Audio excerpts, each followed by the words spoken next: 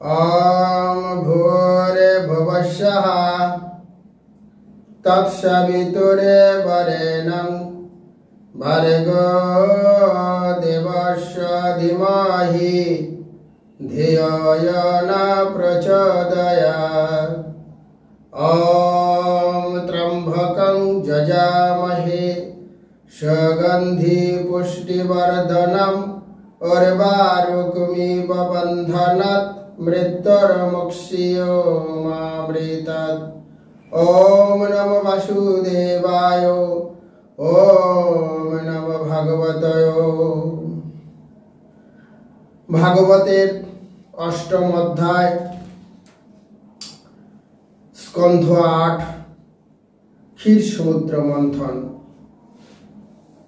পীতে গরে বৃষঙ্কেন প্রেতাস্তায় মরদানবা মমন্তুস্তরস সিন্ধং হবির্ধানি ততয় ভবত। সুখদেব গোস্বামী বললেন, মহাদেব সেই বিষ পান করলে দেবতা এবং দানবেরা অত্যন্ত প্রসন্ন হয়ে বলপূর্বক সমুদ্র মন্থন আরম্ভ করলেন। তার ফলে সুরভি গাভী উত্থিত হলেন। হে মহারাজ পরীক্ষিত, ব্রহ্মবাদী ঋষিগণ যজ্ঞে আহুতি নিবেদন করার উদ্দেশ্যে দধি দুগ্ধ ঘৃত লাভের জন্য সুরভিকে গ্রহণ করেছিলেন। ব্রহ্মলোক পর্যন্ত উচ্চতর লোকে উন্নীত হওয়ার উদ্দেশ্যে যজ্ঞ করার আয়োজন, শুদ্ধ ঘি লাভের জন্য তারা সুরভিকে গ্রহণ করেছিলেন। তারপর ঐচ্যশ্রবা নামক চন্দ্রের মতো শ্বেত বর্ণ অশ্ব উত্থিত হয়েছিল। বলি মহারাজ সেই অশ্ব গ্রহণ করতে অভিলাষ করেছিলেন এবং ভগবানের উপদেশ অনুসারে দেবরাজ ইন্দ্র তার প্রতিবাদ করেননি।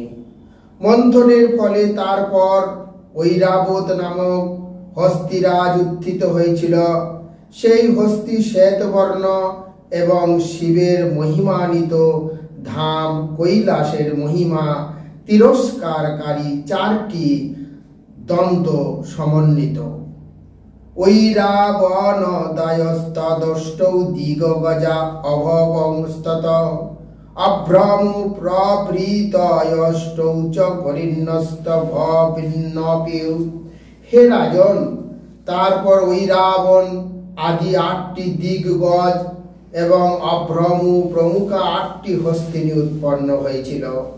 তারপর মহাসমুদ্র থেকে বিখ্যাত কৌস্তব মুনি এবং পদ্মরাগ মুনি উত্থিত হয়েছিল। ভগবান বিষ্ণু তার বক্ষ অলঙ্কৃত করার জন্য তাদের গ্রহণ করতে অভিলাষ করেছিলেন। তারপর স্বর্গলোককে অলঙ্কৃত করে যে পরিজাত পুষ্প তা উত্থিত হয়েছিল, হে রাজন, সেই পরিজাত পুষ্প পৃথিবীতে সকলের অভিলাষ পূর্ণ করেন। এই পারিজাতও তেমন সকলের বাসনা পূর্ণ করে। তারপর অপ্সরাগণ আবির্ভূত হয়েছিল। তারা স্বর্গ আভরণ ও কণ্ঠহারে বিভূষিতা, সূক্ষ্ম বস্ত্র পরিহিতা এবং তাদের মন্থর আকর্ষণীয় গতি স্বর্গবাসীদের চিত্ত হরণ করে। তারপর রমাদেবী আবির্ভূত হয়েছিলেন, যিনি সর্বতভাবে ভগবত পারায়ণা এবং কেবল ভগবানেরই ভোগ্য। তিনি সুদাম পর্বত থেকে জাতা বিদ্যুতের মতো তাঁর কান্তির দ্বারা সর্বদিক রঞ্জিত করে আবির্ভূত হয়েছিলেন। তস্যং চক্রুস্পৃহং সর্বে শ্বশুরাসুরমানবা রূপৌদার্য বায় বর্ণ মহিমা চিত্ত চেতস। তার অতুলনীয় সৌন্দর্য, দেহের লাবণ্য, যৌবন, অঙ্গকান্তি এবং মহিমার ফলে দেব, দানব এবং মানব সকলেই তাকে বাসনা করেছিলেন। তারা সকলেই তার প্রতি আকৃষ্ট হয়েছিলেন, কারণ তিনি হচ্ছেন সমস্ত ঐশ্বর্যের উৎস তস্য আসান মানিন্য মহেন্দ্র মহদ্ভূতম মূর্তিমাত্র সরিশ্রেষ্ঠা হেম কৈন্তর জ্বালা সূচি। লক্ষ্মী দেবীর উপবেশনের জন্য দেবরাজ ইন্দ্র উপযুক্ত সিংহাসন নিয়ে এলেন।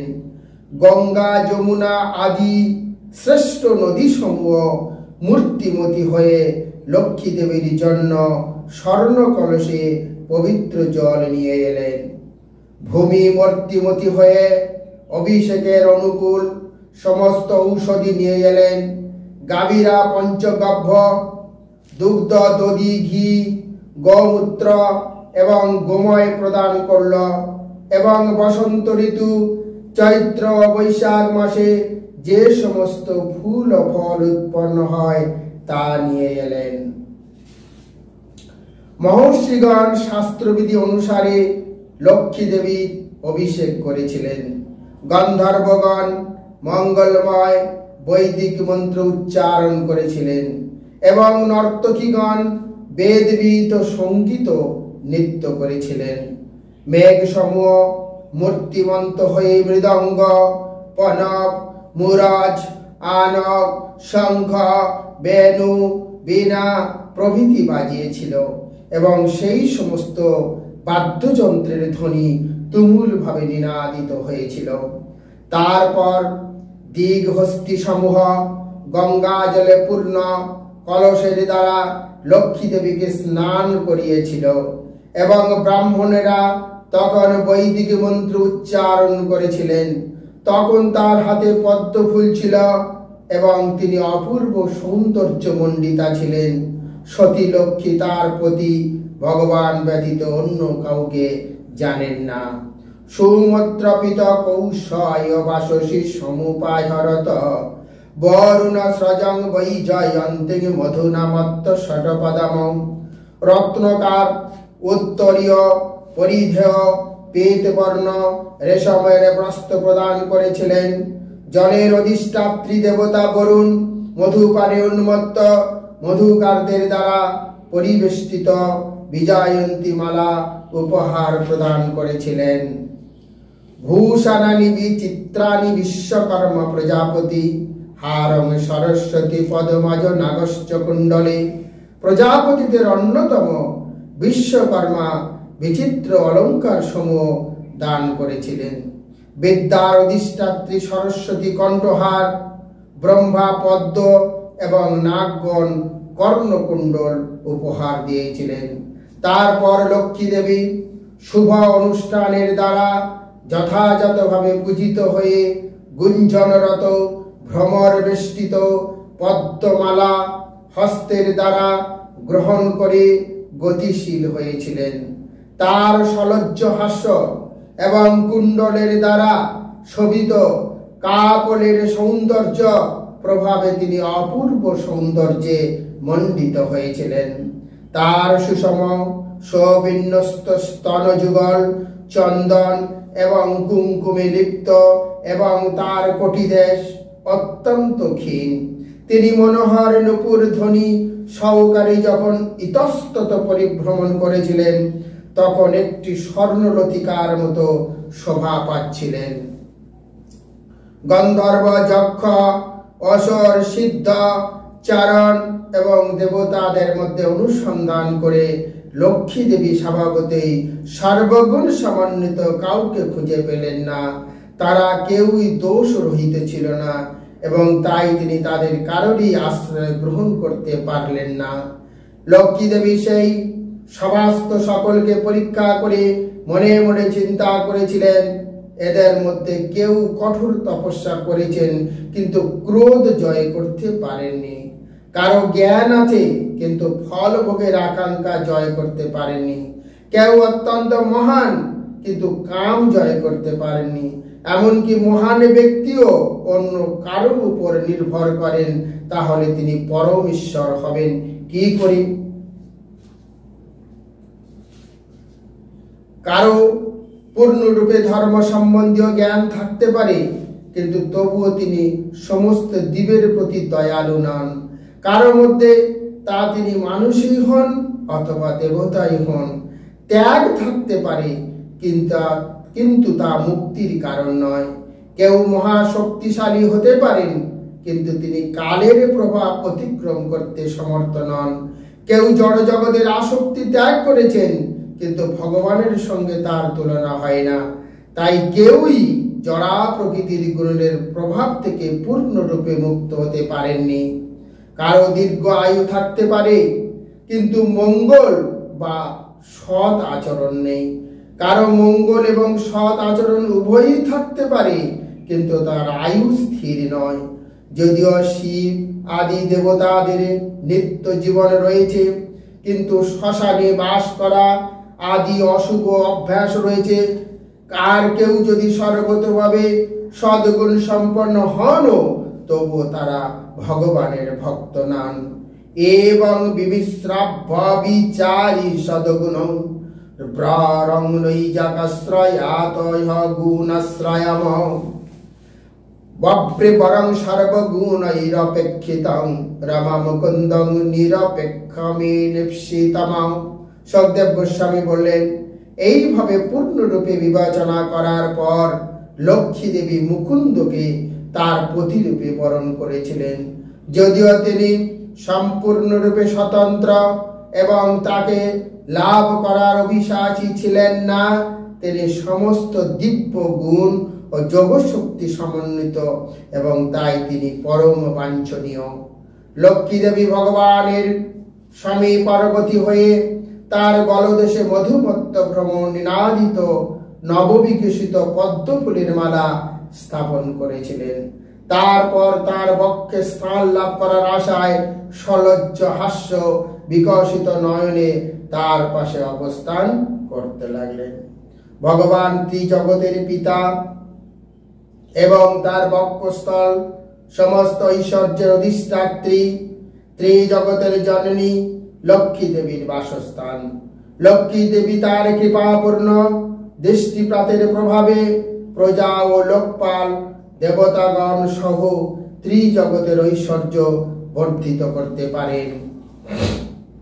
গন্ধর্ব এবং চারণেরা তখন শঙ্খ, তুর্য, মৃদঙ্গ আদি বাদ্যযন্ত্র বাজাতে শুরু করেছিলেন, এবং তাদের পত্নীগণ সহ তারা নৃত্য গীত করতে শুরু করেছিলেন।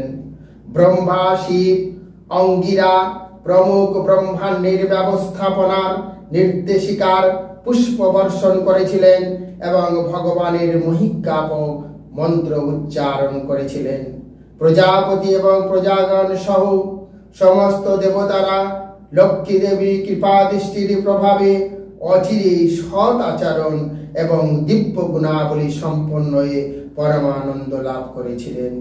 হে রাজন, লক্ষ্মী দেবী কর্তৃক উপেক্ষিত হওয়ার ফলে দৈত্য দানবেরা দুর্বল, মহাচ্ছন্ন, নিরুত্তম হয়েছিল, এবং তার ফলে তারা নির্লজ্জ হয়েছিল। অথাসীদা বারুণী দেবী কন্যা কমললোচনা অসুরা জাগ্রু হুস্তাতং বৈ হরে লুনমতনতে। তারপর সুরার অধিষ্ঠাত্রী কমলা নয়না বারুণী দেবী উত্থিত হয়েছিলেন। ভগবান শ্রীকৃষ্ণের অনুমতিক্রমে বলি মহারাজ প্রমুখ দানবেরা সেই কন্যাকে গ্রহণ করেছিলেন। হে রাজন, তারপর কশ্যপের পুত্র দেবতা এবং দানবেরা ক্ষীর সমুদ্র মন্থন করতে থাকলে এক পরম অদ্ভুত পুরুষ উত্থিত হয়েছিল। তার শরীর সদৃঢ়, তার বাহু যুগল দীর্ঘ এবং বলিষ্ঠ, তার কণ্ঠ শঙ্খের মতো তীরাকাঙ্ক্ষিত, তার নয়ন অরুণবর্ণ এবং তার অঙ্গ কান্তি শ্যামবর্ণ ছিল। তিনি তরুণ বয়স্ক, বনমালী এবং তার দেহ সর্ব প্রকার অলঙ্কারে বিভূষিত। তিনি পীত বসন এবং সমর্চিত মণিময় কুণ্ডলধারী, তার কেশাগ্র ভাগ স্নিগ্ধ ও সুকুঞ্চিত এবং তার বক্ষস্থল সুপ্রশান্ত, তার দেহ সর্বসুলক্ষণ সমন্বিত এবং সিংহের মতো বিক্রমশালী। সেই পুরুষ বলয় শোভিত হস্তে অমৃতপূর্ণ কলস ধারণ করেছিল।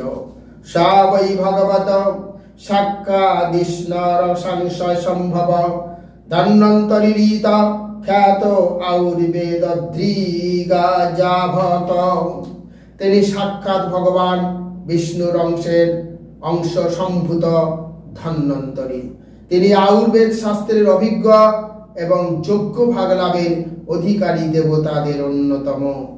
ধন্বন্তরীকে অমৃত কলস বহন করতে দেখে অসুরেরা সেই কলস এবং তার ভিতর যা কিছু ছিল তা সব লাভ করার ইচ্ছায় বলপূর্বক সেই অমৃত ভাণ্ড হরণ করেছিলেন। অসুরেরা এইভাবে অমৃত কলস হরণ করে নিলে দেবতারা বিষণ্ণ চিত্তে ভগবান শ্রীহরির শরণাগত হয়েছিলেন। ভক্তের বাসনা পূর্ণকারী ভগবান দেবতাদের এইভাবে বিষণ্ণ দেখে তাদের বলেছিলেন, তোমরা দুঃখিত হইও না, আমি আমার মায়ার দ্বারা অসুরদের বিমোহিত করে তাদের মধ্যে কলহের সৃষ্টি করব। এইভাবে আমি তোমাদের অমৃত লাভ করার বাসনা পূর্ণ করব। মেত কলিরা ভূত তেসং তদার্তে তর্ষ চেতসমাং অহং পূর্বমহং পূর্বং নতং নাতমিতি প্রভব। হে রাজন, তখন অসুরদের মধ্যে কে প্রথম অমৃত প্রাণ করবে তা নিয়ে কলহের সৃষ্টি হয়েছিল। তারা সকলেই বলেছিল, আমি প্রথম পান করব, আমি প্রথম পান করব, তুমি প্রথমে পান করতে পারবে না, তুমি পান করতে পারবে না। কোন কোন অসুর বলেছিল দেবতারাও ক্ষীর সমুদ্র মন্থন অংশগ্রহণ করেছিল। এখন সনাতন ধর্ম অনুসারে যেহেতু সর্বজনীন যজ্ঞে সকলেরই সমানভাবে অংশগ্রহণ করার অধিকার রয়েছে, তাই দেবতাদের অমৃতের ভাগ পাওয়া উচিত। হে রাজন, এইভাবে দুর্বল অসুররা বলবান অসুরদের অমৃত গ্রহণ করতে নিষেধ করেছিলেন। ভগবান শ্রী বিষ্ণু, যিনি যে কোনো প্রতিকূল পরিস্থিতির প্রতিকার করতে পারেন, তিনি এক অপূর্ব সুন্দরী স্ত্রী মূর্তি ধারণ করেছিলেন। নারী রূপে ভগবানের এই মোহিনী মূর্তি অবতার পরম মনোরম। তার অঙ্গকান্তি নববিকাশিত নীল কমলের মতো এবং তার দেহের প্রতিটি অঙ্গ পরম সৌন্দর্যমণ্ডিত। তার কর্ণযুগল সমান আভরণে বিভূষিত, তার গণ্ডদেশ অত্যন্ত মনোহর, তার সুন্দর মুখমণ্ডল উন্নত নাসিকাযুক্ত এবং যৌবনের ছটায় পূর্ণ। তার উন্নত স্তনযুগলের প্রভাবে তার কটিদেশ অত্যন্ত ক্ষীণ বলে প্রতীত হচ্ছিল। তার অঙ্গ সৌরভে আকৃষ্ট হয়ে ভ্রমরেরা তার চতুর্দিকে গুঞ্জন করছিল এবং তার ফলে তার নয়ন যুগল চঞ্চল হয়েছিল। তার সুন্দর কেশদাম মল্লিকা মালায় ভূষিত, তার কামিনীয় গ্রীবা কণ্ঠ আভরণে ভূষিত, তার বাহু যুগল অঙ্গদের দ্বারা বিভূষিত, তার দেহ নির্মল বস্ত্রের দ্বারা আচ্ছাদিত এবং তার নিতম্ব এক সৌন্দর্য সমুদ্রে দুটি দ্বীপের মতো প্রভাবিত হচ্ছিল। তার চরণ নপুরের দ্বারা বিভূষিত, মধুর হাস্য সহকারী ভ্রুযুগল বিচলিত করে তিনি যখন অসুরদের প্রতি দৃষ্টিপাত করেছিলেন, তখন সমস্ত অসুরদের হৃদয় কামবাণে বিদ্ধ হয়েছিল এবং তারা সকলেই তাকে কামনা করেছিল। ভগবান যেহেতু অসুরদের কাম বাসনা উদ্দীপ্ত করার জন্য এক সুন্দর স্ত্রী মূর্তি ধারণ করেছিল, তাই এখানে তার সৌন্দর্যের পূর্ণ বর্ণনা দেওয়া হয়েছে। এতে শ্রীমদ্ভাগবতের অষ্টম স্কন্ধের ক্ষীরসমুদ্র মন্ত্র নামক 8 অধ্যায় ভক্তি বেদান্ত তাৎপর্য শেষ হল। সমস্ত সনাতন হিন্দু বিশ্বাসী ব্যক্তিদের উদ্দেশ্যে বলছি, আপনারা কলিহত জীব উদ্ধার করার জন্য যে অমর গ্রন্থ ভাগবত দিয়ে গিয়েছেন, আপনাদের উদ্দেশ্যে এই ভাগবত আপনাদের দ্বারে পৌঁছে দিচ্ছি। আপনারা পবিত্র দেহে শুদ্ধ মনে ভাগবত শ্রবণ করুন এবং মুক্তি প্রাপ্ত হন। হরে কৃষ্ণ, রাধে রাধে।